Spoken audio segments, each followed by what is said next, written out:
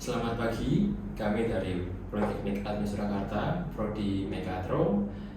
Kita sekarang sedang berada di kantor DPC PDI Perjuangan Surakarta.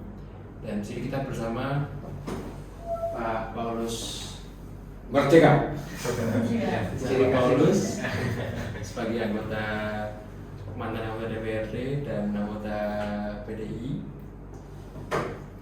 Wakil Ketua DPC. Nama saya Ganti Blandi Kumara. Nama saya Bintang Christopher. Nama saya Franciscus Beavis Juan PD. Nama saya Muhammad Rustum Madininggar. Dan nama saya Nata Dita Dihakusumawati. Di sini kita mengambil tema membahas tentang kabur aja dulu. Di sini, mengapa kita mengambil tema ini? Karena identitas kewarganegaraan adalah dasar utama dalam membangun bangsa yang kuat, dan pendidikan kewarganegaraan berperan penting menanamkan nilai kebangsaan, tanah air, dan tanggung jawab sosial. Namun munculnya dengan fenomena ini, yaitu tagar kabur aja dulu, mencerminkan krisis kepercayaan generasi muda terhadap masa depan di Indonesia. Khususnya generasi muda mencari pekerjaan di luar negeri.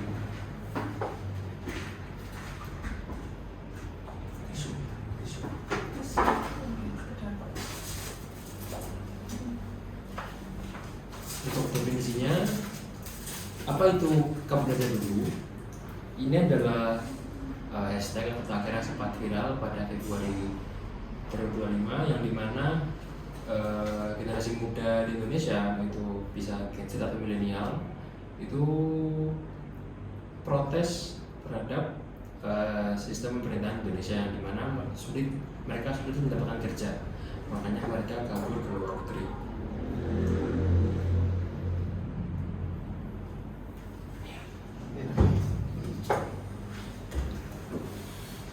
Tujuan dari wawancara ini, kita akan menggali pandangan legislator terhadap fenomena tagar kabur aja dulu. Kemudian kita juga mencari tahu sejauh mana peran pemerintah atau peran DPRD, khususnya PDIP Surakarta, dalam menciptakan ekosistem daerah yang layak dan perspektif bagi generasi muda. Yang ketiga, kita juga akan menyerap perspektif dari Pak Paulus terkait solusi kebijakan dan arah pembangunan sumber daya manusia. Langsung ke pertanyaan. Jadi yang pertama yang mau ditanya itu bagaimana pandangan Pak Paulus tentang kabur aja dulu ini di kalangan generasi muda. Tentang kabur aja dulu generasi muda. Ya, terima kasih teman-teman dan selamat datang di kantor kami, di rumah rakyat juga. Ini juga bagian dari rumah aspirasi, di siapapun boleh kesini, dan kami menghargai setiap tamu yang tidak alergi dengan PDI Perjuangan. Pertama dulu. Tapi izin Pak Ketua hari ini tidak bisa menemui teman-teman. Syukur alhamdulillah saya bisa bertemu dengan adik-adik. Saya senang bicara dengan adik-adik, dengan teman-teman mahasiswa, itu saya paling senang. Ya, tagar itu menarik,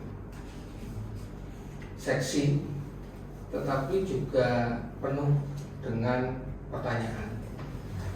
Yang pertama, kabur aja dulu itu apakah itu selengean, candaan, atau serius? Tetapi saya secara pribadi menangkap bahwa itu adalah keresahan. Itu adalah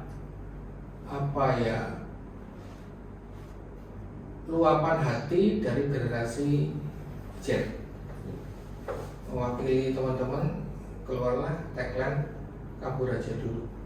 Tentu ada sebab kenapa tagar itu muncul. ada sebab dong. Kalau nggak ada sebab kan nggak ada mungkin pernyataan atau komentar dari tokoh nasional, mungkin dari yang kita miris, mungkin itu adalah abdi negara kalau mengeluarkan kata-kata yang menyinggung nurani mahasiswa, nurani generasi muda. Kalau saya berpikir juga melebar ke tenaga kerja kita yang di luar negeri. Sempat saya menonton TikTok juga terkait dengan munculnya komentar dari teman-teman di luar negeri yang hampir sama dengan tagline kabur aja dulu itu. Persepsi saya, kabur aja dulu itu adalah bentuk keresahan dari teman-teman generasi muda ketika keberadaan teman-teman atau apa ya, atau jati diri teman-teman generasi muda itu tidak diakomodir atau tidak diwadahi. Teman-teman kan butuh wadah nih, butuh tempat, butuh sarana untuk berekspresi, untuk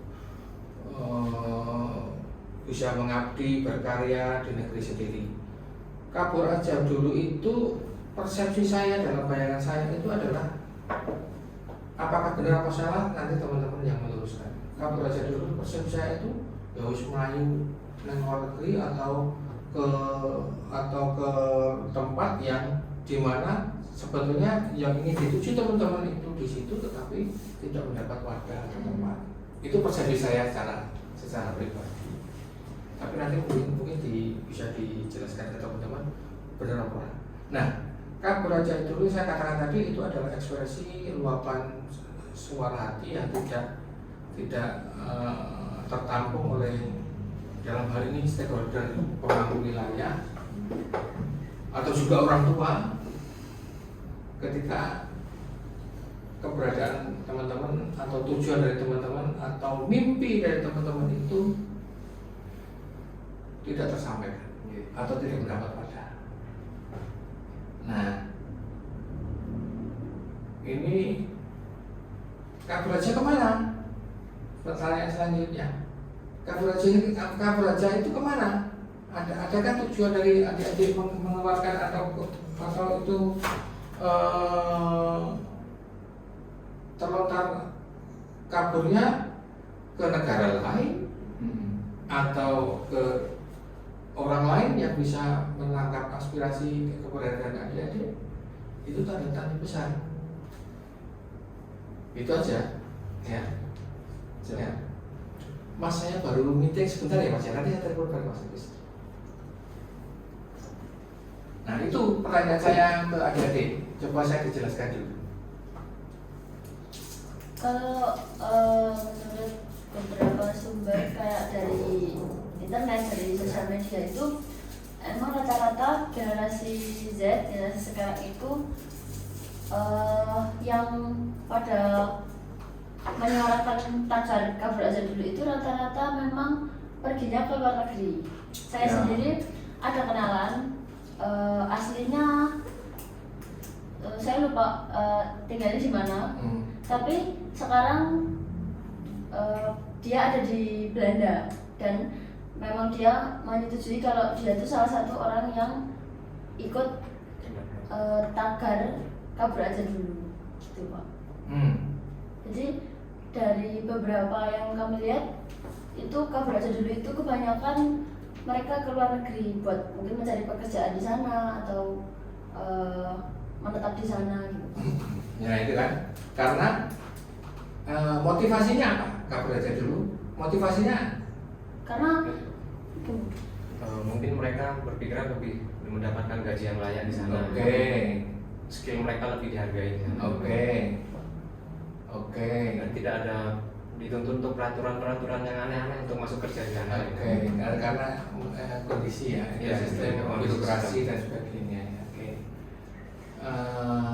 Oke, itu saya paham. Oke, pertanyaan selanjutnya.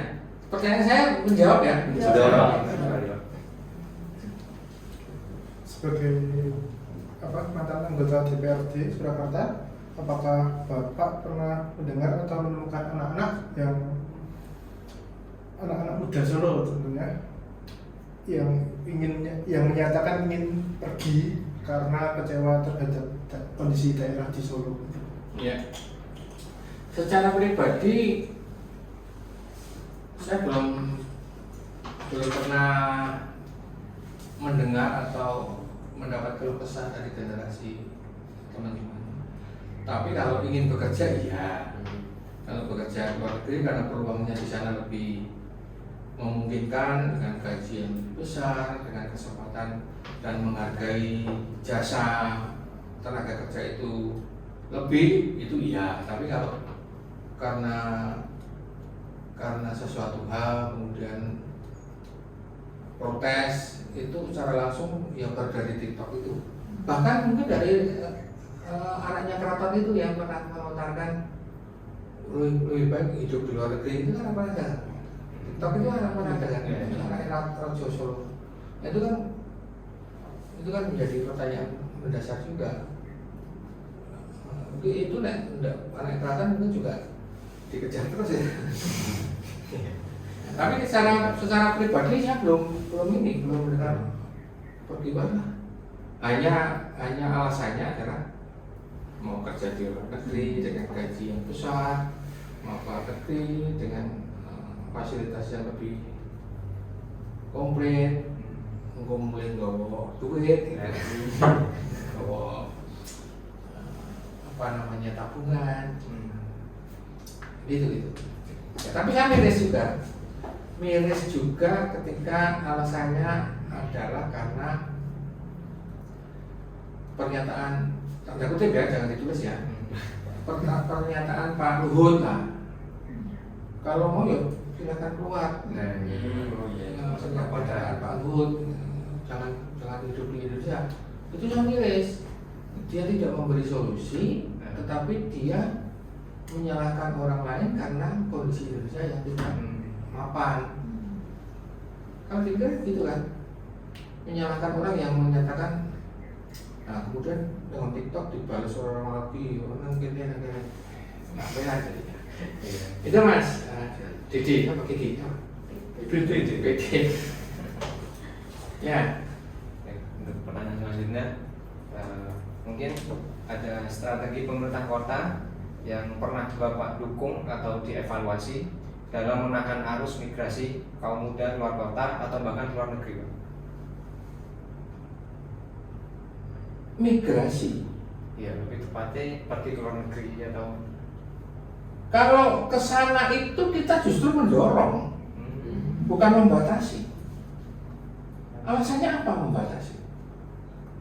Ya mungkin Indonesia kekurangan ketenaga kerjaan, jadi dilarang ke luar negeri untuk kerja di sana. Oh enggak, kita berlimpah tenaga kerja, malah kita kekurangan lapangan kerja. Kemarin kita ada di mana itu? Di Surya Hotel. Itu ada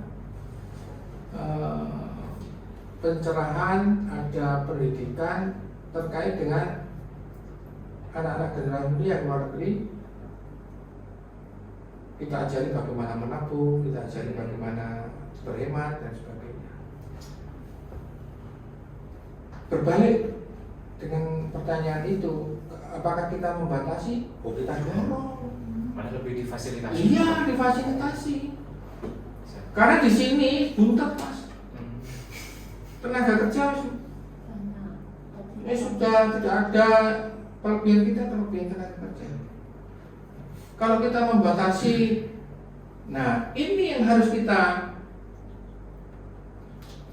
filter adalah bukan tenaga kerja umum, tetapi spesifik keahlian. Tetapi dengan apresiasi dan penghargaan yang harus setimpal dengan ilmunya. Bukan tenaga ahli yang kasar dalam arti pekerja, tukang, kemudian keamanan, kebersihan dan sebagainya, itu malah kita dorong. Nah, Yang lebih penting adalah bagaimana kita memberi bekal yang kamu tulis di sini. Kewarganegaraan, bagaimana dia cinta negeri, bagaimana dia nanti kalau kembali membangun kampungnya, membangun keluarganya. Bekal itu yang penting. Kita tidak pernah membatasi anak-anak yang mau bekerja, justru kita fasilitasi, baik pendidikannya, baik ilmunya, baik agennya, kita didik supaya betul-betul memperoleh jalan yang tidak salah. Agen yang nakal, agen pekerjaan yang curang, itu harus kita luruskan. Nah itu, jadi kita tidak membatasi, tidak ada regulasi membatasi. Jadi emang benar-benar didukung ya. Didukung, justru mereka biar bekerja. Berkembang. Ya. Karena apa ya itu tadi alasannya adalah coba bursa tenaga kerja selalu melimpah. Iya. Bahkan umurnya wis 40 tahun, 50 tahun jadi masuk ke bursa tenaga kerja karena apa? Rela antri, ya kan langsung ini.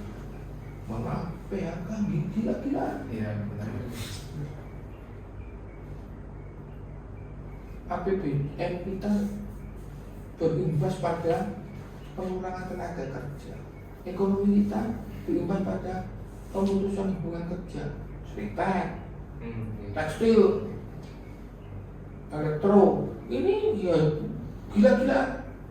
Bahkan di BUMN, BUMD, pengurangan tenaga kerja outsourcing itu terjadi karena penghematan anggaran.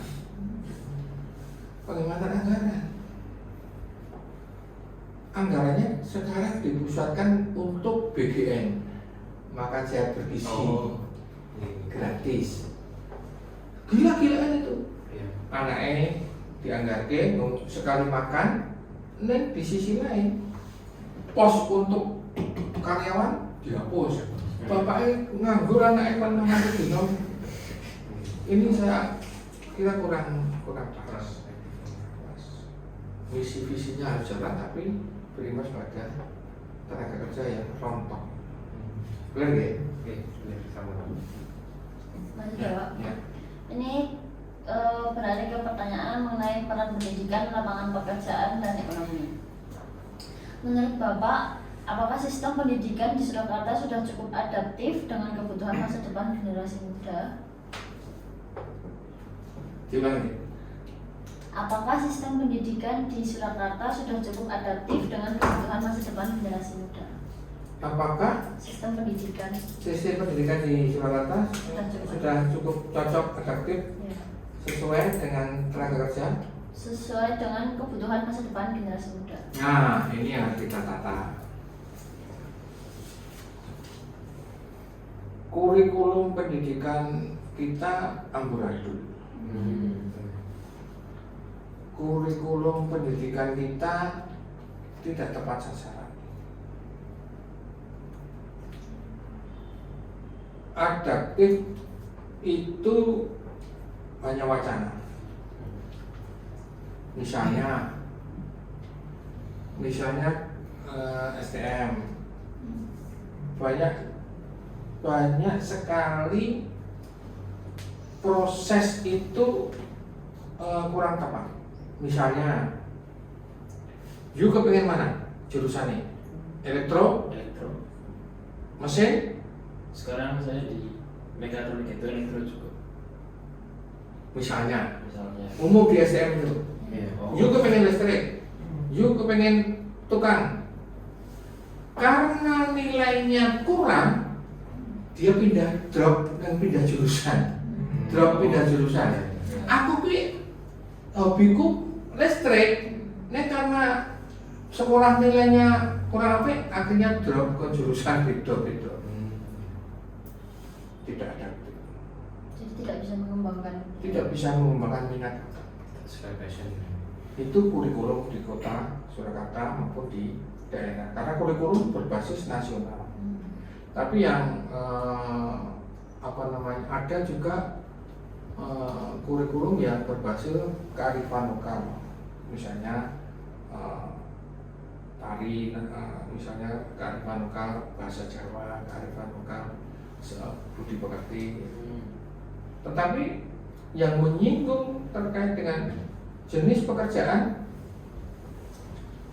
kurang, maka banyaklah muncul LPK, lembaga pendidikan keterampilan, lembaga itu yang harus kita dorong untuk bisa tepat sasaran, untuk bisa anak-anak itu cepat saji, ready, siap bekerja. Kalau mengandalkan kurikulum dari sekolah, luput, kurang pas.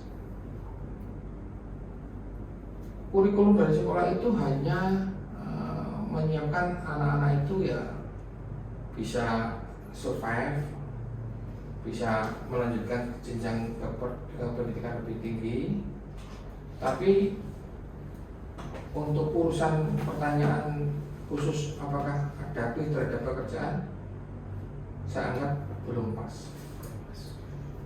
Harus ada program-program yang lain, kegiatan Ada pembaruan. ya. Oke. Untuk pertanyaan selanjutnya, selama dulu Bapak menjabat sebagai anggota DPRD, kan sekarang di Solo itu udah banyak UMKM, banyak banget kuliner Ya, ya. lokal. Ya, ya. Bagaimana Bapak mendorong terciptanya lapangan kerja atau wirausaha lokal Ya. yang ada di Solo? Tidak dipungkiri bahwa UMKM, bahwa pengusaha kecil itu adalah superhero, tahan banting. Mereka adalah orang-orang yang ulet. Ketika ada krisis seperti sekarang ini, misalnya PHK massal, UMKM itu pelarian dari cara untuk mempertahankan itu. Kita dorong untuk menciptakan jurus-jurus baru, dalam arti usaha baru. UMKM kita dorong untuk permodalannya. UMKM kita dorong regulasinya, aturan mainnya. UMKM kita ringankan pajak retribusinya. Itu adalah usaha-usaha yang dilakukan, mestinya lebih baik dilakukan oleh pemerintah daerah. Ditoto lapaknya, diberi fasilitas, diberi pinjaman permodalan lunaknya, kemudian diberi pendidikan keterampilannya. Misalnya sekarang modelnya jualan online, kita didik bagaimana Shopee bisa mendidik supaya rumah tangga bisa menjadi PR untuk dirinya sendiri, mempromosikan produk-produknya sendiri. Itu ada jurusnya toh. Sekarang yang dulu tidak bisa jualan online harus bisa jualan online.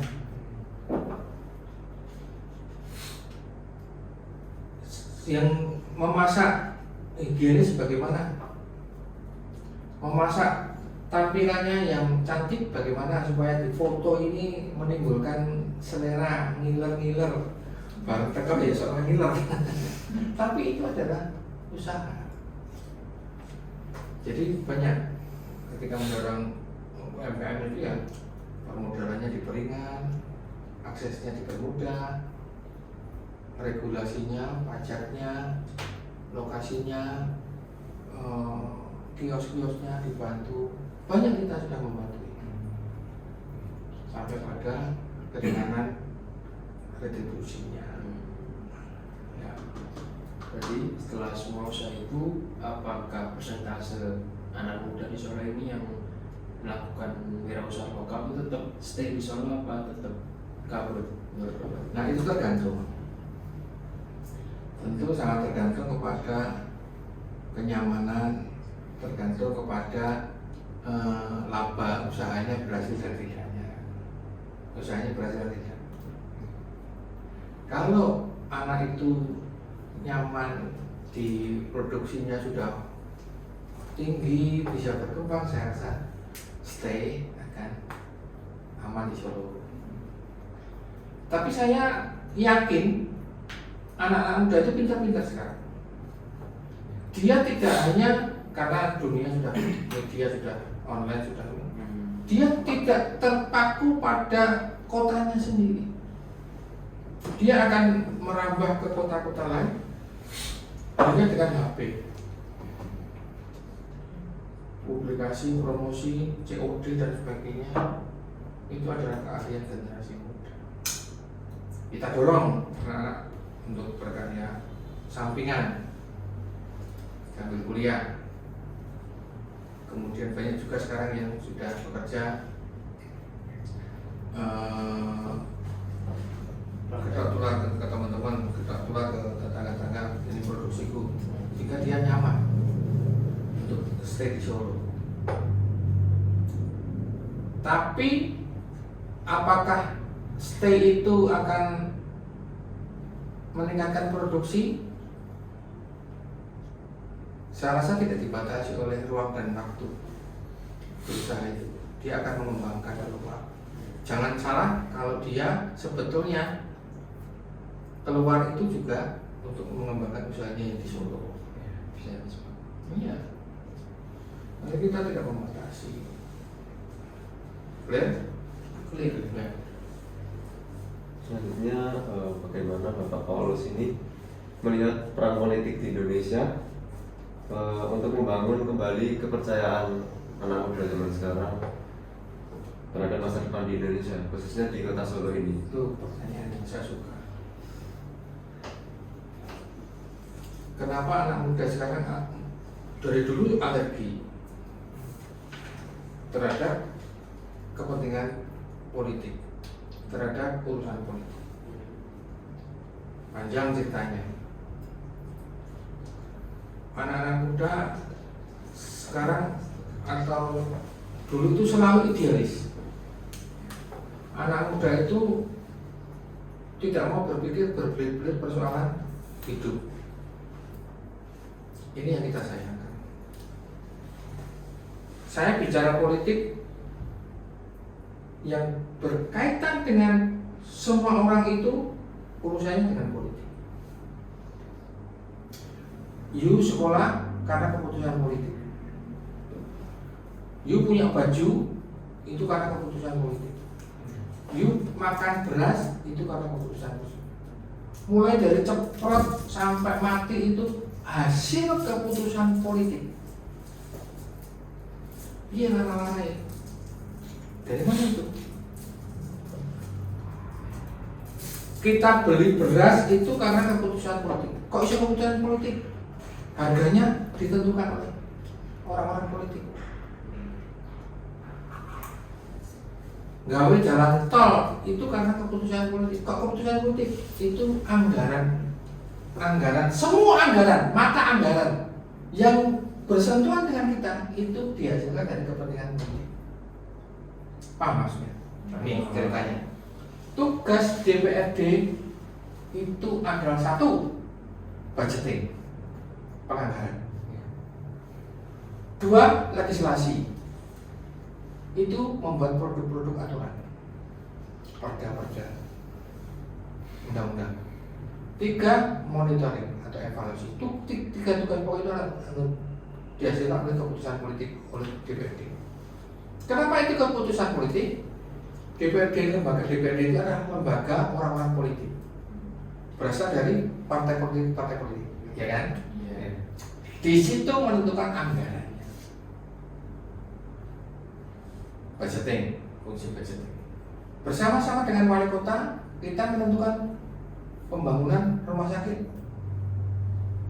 Di DPRD menentukan anggaran untuk sosial, rumah makan atau rumah sakit untuk bangun jalan, untuk SPP anakmu, untuk pokoknya segala keputusan anggaran itu ada di produk DPR. Itu yang tidak kalian sadari. Jadi semua kebutuhan politik, kebutuhan hidup kita itu ditentukan oleh hasil rapat DPRD. Kayak gue kepengen ngerti. Bukan oleh wali kota, bukan oleh presiden. Tok, nggak bisa.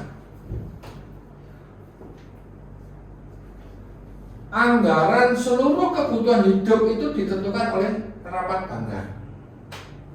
Ya kan? Rapat banggar itu dihadiri oleh orang-orang partai politik, partai A, partai B, partai C. Itu adalah orang politik. Makanya, you jangan alergi terhadap politik.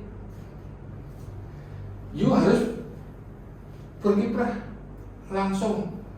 Banyak tokoh-tokoh apa namanya generasi dulu yang namanya jebolan 86 mahasiswa pergerakan, ujung-ujungnya larinya ke partai politik mas, menjadi anggota DPRD, menjadi menteri, itu ujung-ujungnya ke situ.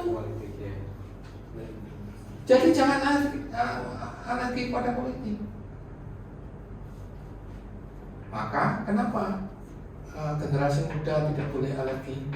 Mahasiswa harus paham itu dulu. Karena seluruh sendi-sendi hidup dihasilkan oleh keputusan politik. Bisa menangkap penjelasannya? Sudah. Oke, clear. Apalagi? Nah, apa langkah konkret yang Bapak bisa lakukan dalam kira-kira mungkin untuk tahun ke depan untuk merespon krisis kepercayaan ini? Nah ini yang tentu adalah sosialisasi. Tidak hanya mengandalkan pelajaran di sekolah, tapi melibatkan generasi muda kepada urusan-urusan yang berkepentingan dengan masyarakat. Ada Karang Taruna, ada kelompok-kelompok masyarakat yang itu adik-adik harus terlibat, masuk ke sistem situ sehingga paham.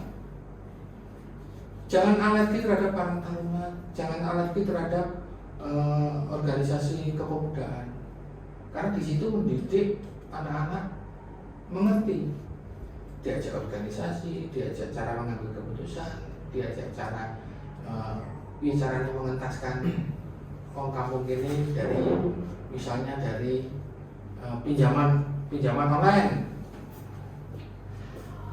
Saya punya badan saya yang namanya Den 5 Pak. Den 5 Pak itu organisasi kepemudaan di PDI Perjuangan. Di situ saya keluarkan ke anak-anak, turun masyarakat. Ansos, tahu ansos? Analisa sosial. Analisis sosial masyarakat di masing-masing wilayah. Turunlah teman-teman. Kayak bahasanya KKN. Oh. Serap, catat kondisi keluar masyarakat apa, yang terjadi di sana apa. Keluarlah catatan itu. Di sini ketimpangan sosial, di sini ada yang sakit belum terjamah, di sini anak-anak putus sekolah belum terjamah. Itulah generasi muda harus peduli. Cara-cara seperti itu yang harus kita mudah-mudahan bisa membuka mata generasi muda, akhirnya ikut terlibat, akhirnya ikut merasakan, akhirnya arah berpikir solusi apa ya sing tinggal iki, solusi apa ya sing tinggal warga masyarakat sing kekurangan iki. Disitulah muncul hati nurani bela negara, muncul perasaan iba, muncul cara-cara menanggulangan. Kira-kira itu contoh, saudara. Yang terakhir mungkin Mbak Ini, pesan yang cocok untuk anaknya yang mengikuti tren ini apa menurut Bapak? Gini, yang satu peka, jangan menutup diri. Teman-teman itu sangat elitis, dalam arti bukan elitis mewah ya, tapi elitis itu kelompok dewi, koncone grup dewi, berpikir hanya grup dewi. Peka, membuka diri, harus sensitif, harus mau membuka mata, harus mau membuka telinga. Ojo neng HP terus grup utok, jangan dipikir. Karena dunia ini luas, dunia ini tidak sempit. Peka, responsif, terbuka. Dengan cara apa? Indera kita buka, mata kita buka, kondisi sosial masyarakat kita apa, kebutuhannya apa, keluh kesahnya apa, Indonesia ini seperti apa, boleh-boleh dewi kurang apa, misalnya. Sensitif itu ya apa ya, ada sebuah gejolak, ada sebuah kejadian, ya ikut, jangan acuh-acuh. Itu urusanku.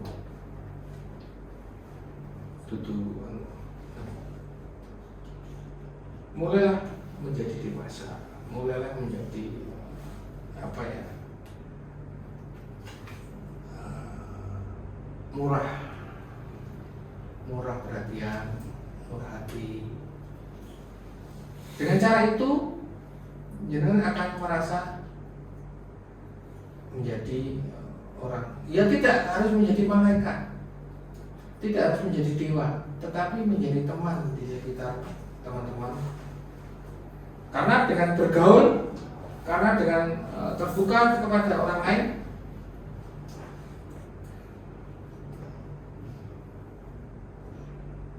teman-teman akan bisa merasakan sesama masyarakat, merasakan.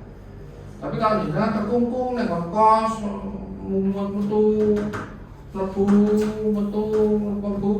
orang ngerti dunia, orang ngerti dunia luar. Nah, bagaimana jenengan bisa berkembang? HP ini adalah koran yang menyesatkan sekarang, media yang menyesatkan. Kenapa? Jangan pede dengan HP. TikTok itu dasar yang menyesatkan semua. Ini ada koran, nek nggon koran kuwi enek sing jenenge lembaga editing, enek sing jenenge lembaga sensor. Nek kene iki enek sing jenenge disensor. Wis gawe salah ya ora sing sensor. Gawe berita memutarbalikkan fakta ya nek kene. Kemudian informasi yang tidak jelas bahkan berbeda ya nek kene. Itulah jahatnya media sosial sekarang. Bakso lebih kaya dari pegawai negeri. Bakso lebih kaya dari kepala daerah. Sekarang banyak yang ditangkap. Makanya satu-satunya untuk mengakhiri ya jangan harus turun ke bawah. Artinya bergaul dengan masyarakat, bergaul dengan teman, itu caranya jurus yang. Nah kembali pada persoalan anjuran saya ya, dulu ada kurikulum tentang kewarganegaraan, tentang apa P4 apa PMP dan sebagainya. Itu jangan dianggap sangat penting. Sangat penting. Saya juga kadang-kadang miris ya terkait dengan, mohon maaf ini off the record, di pesantren itu kurikulumnya sudah pokoknya hanya menghafal, nggak ada kurikulum tentang yang di luar. Tekono presiden siapa seorang Pak Menteri siapa seorang menghafal. Sini menghafal. Ya saya tidak menyalahkan itu kan mereka. Coba tuh Pak Jotos semua. Clear ya? Ya, tinggal. Ya. Dan tambahan silakan. Kalau punya waktu berapa jam? Kebetulan tuh udah semua pertanyaan yang kita siapkan. Luar biasa sekali dari Pak Paulus. Kalau ada salah dikoreksi loh, jangan di. Kalau ada yang salah, saya dikoreksi. Kalau ada yang kurang pas, harus ditulis. Siap aman. Kita akhiri di sini. Terima kasih Pak atas kerjasamanya wawancara pada hari ini. Kami ucapkan terima kasih. Ya, sama-sama teman-teman, selamat berjuang, selamat belajar, dan pesan saya jangan alergi terhadap politik.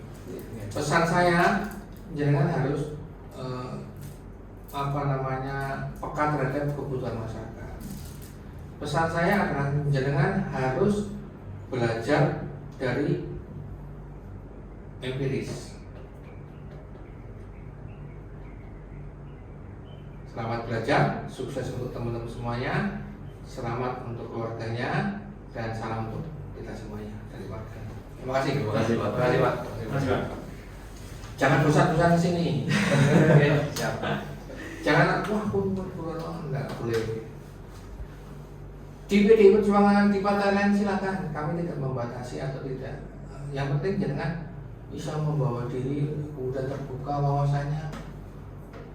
Nah tadi terkait dengan politik, adik-adik itu nanti akan terbawa ke sana lah, akhirnya. Ojo alergi, ojo orang penting. Sekarang yang menentukan arah negara ini orang politik. Meskipun banyak orang politik yang nasar, yang tidak benar, atau yang korupsi dan sebagainya, itulah orangnya. Partai pasti punya anggaran dasar, anggaran rumah tangga. Setiap partai politik pasti punya anggaran dasar. Itu alkitabnya partai politik. Di situ pasti yang baik, aturan main, aturan rumah tangga, ideologinya apa, pasti ada. Nah di situ yang harus kamu pegang, bukan oknumnya yang di koran sering korupsi, di koran oknumnya tidak ngantor, tidak bekerja dengan baik, itu oknum. Ya silakan menilai oknum, tapi kalau partai pasti baik. Ya.